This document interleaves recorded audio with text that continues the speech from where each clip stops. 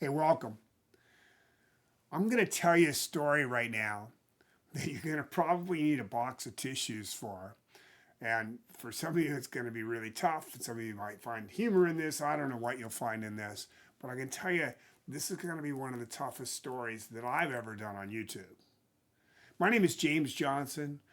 My expertise lies in retirement and estate planning. I've been a wealth advisor and been in that business for more than 20 years now. Ex-Marine, top of the table for MDRT, Million Dollar Roundtable, which is the most prestigious and oldest and largest financial planning organization in the world. And if you're in the top 5%, you're involved. If you're in the top 1%, you're in the top of the table. I was master lead advisor for Ed Slott for more than 9 years. I'm a father of two, and I'm a Rotarian. And what I'm about to tell you is a story that I don't tell very often. But I hope it's a story that will change your life. It will do something for you. And I hope to get through it without any tears. So you have to prefix this story by understanding that, well, by what I read inside this letter here, this was probably 1990. I was born in 1961, so this was probably 1990. And the reality of the matter is I had met this girl. I was madly in love. I was moving to Boise, Idaho. I was moving my business there from California, and I was set. This was going to be my life going forward. Well, to this day, to this very moment, I cannot tell you what happened in that relationship. Because I came home one day, she said, "Get out of my life. I never want to talk to you again. I never want to see you again. Get out of my life." No explanation. I was gone. Now, I can tell you that maybe I had stepped on a few people's hearts along the way, but I never had mine stepped on the ground and smashed into the ground.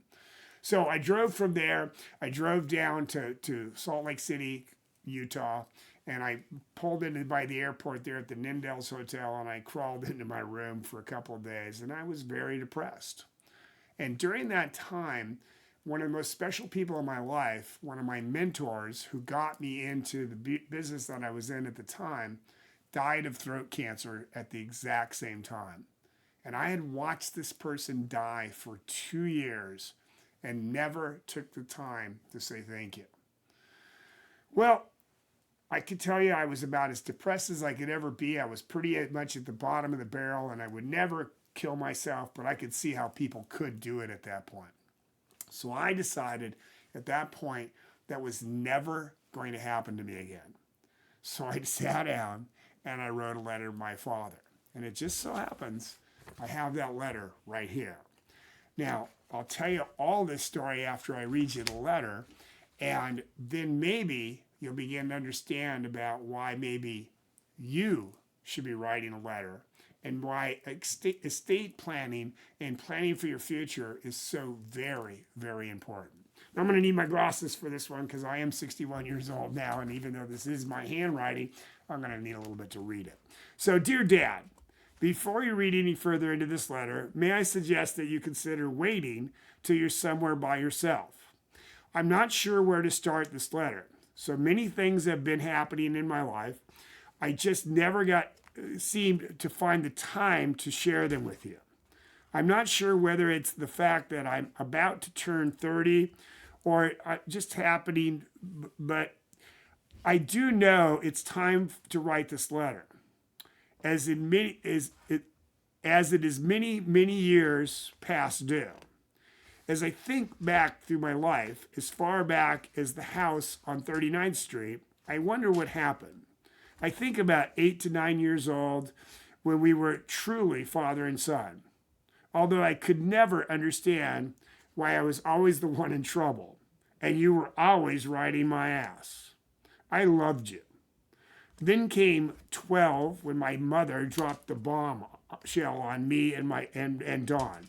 Now, you need to know that at age 12, my mother wanted a divorce, which was my father here, and told us, my sister and I, that he wasn't our father and that we had to go through an adoption process. And this had been my father since I was 1 year old, that we had to go through an adoption process for him to be our father. So, reading on. To this day, I wonder what was going through her head. I could never be sure if she was doing the right thing. But I do know that it hurt our relationship for many years to come. As I think back, I became rebellious. I now see how hard you tried to stop that. I can only imagine the pain, as mine was much different, I'm sure. As the years went on, we grew farther and farther apart. Do you know that I can't remember one of us telling each other that we loved each other? I can't remember ever getting a hug from you. Well, Dad, it's long overdue. And I hate the thought that something might happen to you before I ever got to say it. I love you. I want to thank you for everything that you've ever done for me. There's no such thing as perfect, but given your circumstances, I think you did one hell of a job. There's a man in California who has biological claim as my father, but you, and only you, can fill that billet. I can't begin to tell you, good to tell you how it's been on my mind for so many years. But hopefully, this will be enough to open our channels of communication a little wider.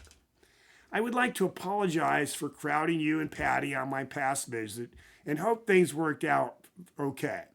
If it's more comfortable in the future, I would be happy to meet with you somewhere else as to not invade her space.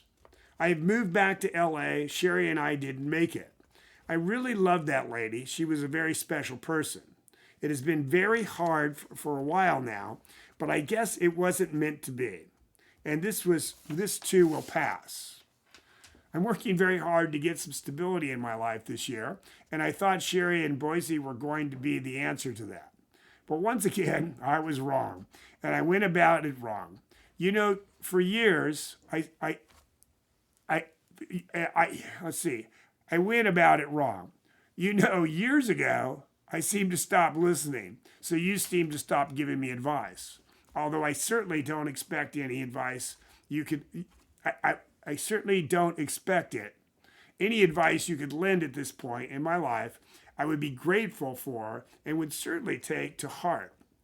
Well, I would like to close this by once again congratulating you on your beautiful new daughter and wishing you a much less troublesome upbringing of her than the four of us in the past. With your experience, I'm sure she is destined for great things in her life. If I could, I would give you a big hug right now, but I can't, so please know that my heart is always with you. I am forever grateful, and you are my father, and I love you. Happy Father's Day. Now, the purpose of reading you this letter is so that I can tell you the rest of the story.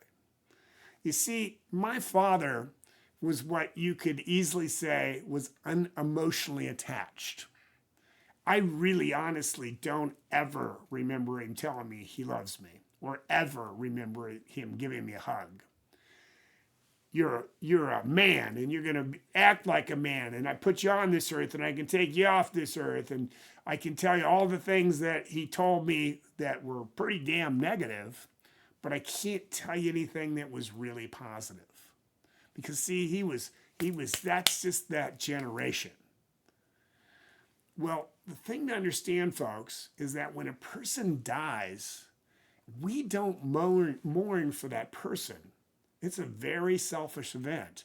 We mourn for what we didn't get to say, what we didn't do, and all the things that we're not going to get to say or get to do it with that person now that they're gone. Well, it wasn't too many years later. My father went outside to lift up a boat off the truck because he spent all of his time fishing. And as he lifted the boat up off the truck, his heart exploded. And had there been EMTs on the spot, they couldn't have saved him. And he was dead in his early 50s. Folks, I cannot begin to tell you the power of this letter on that day. Because you see, I didn't have anything to mourn about. I had said everything I had to say. I had no unfinished business. And oh, by the way, when he got the letter. This is how unemotionally attached he was. I got your letter. That's it. I never heard another word about that letter, except for one time he mentioned to my brother in front of me, he says, someday I've got a letter for you to read. And I knew and he knew what he was talking about. And I will say our communication got a little bit better over the time. But that man was so unemotionally attached that he couldn't have that conversation. He wasn't capable. Now, I'd like to believe that if he got older, he could have become capable, but he literally wasn't capable at the time. So my question for you, and by the way, when he died, the letter was in his safe. It was at the top of his safe, one of the most important documents that he had. So my question for you is, who do you need to write your letter to? Do you need to write a letter? Have you wrote a letter? And have you shared this information with your friends and family? If someone you know, someone close to you, was to die tomorrow, did you say everything you wanted to say to them? See, tomorrow's not a promise. Tomorrow's tomorrow. There's only today. So when I tell you that estate planning is important, there's so much more to estate planning. You could sit down and do videos to your kids and to your family and telling them how you got where you are, and you could be spending family vacations with a purpose while you're alive, teaching them how you got the money, not just dumping upon them. Now, what I'd like to hear from you in this is I'd like you to go below down here, and what are your thoughts on this? Have you written a letter? Did this inspire you to go write a letter? Did it inspire you to go do a video? And I'd like you to share this video. I'd like you to pay it forward. It wasn't an easy video to do. And I'm hoping that it can help many, many people to come so that they can release the grief that they're going to have. You're still going to grieve, but you won't have as many regrets if you communicate this stuff. And I know some of you say, well, I do that all the time. Well, okay, that's God bless you. But really, do you? Do you really get your message out there? So be sure to subscribe to our YouTube channel, put some comments below, and remember, live like you're going to die tomorrow and plan like you're going to live forever, because you just might. I hope you get a lot from this. Keep smiling and make it a great day.